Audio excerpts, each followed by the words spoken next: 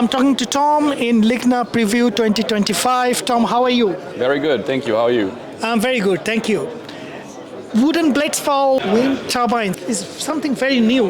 Yes, very new. We're the first ones to use LVL for wind turbine blades.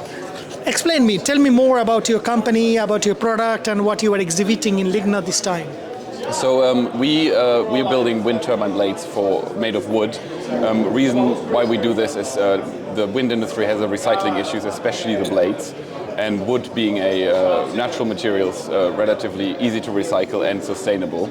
And we are displaying our, of course, blades, but also the manufacturing capabilities behind the blades. So it's not just important to design the blades, but also you need to manufacture them. And with these two new things, we are going to be at LIGNA. So what kind of wood do you use for the blades? Yeah, we're using laminated veneer lumber made of spruce because of its availability and price. Okay, and which area of LIGNA you will be? We are also going to be in the startup square. Okay, great. Good luck. Thank you. Thank you so much for talking to us. Thank you.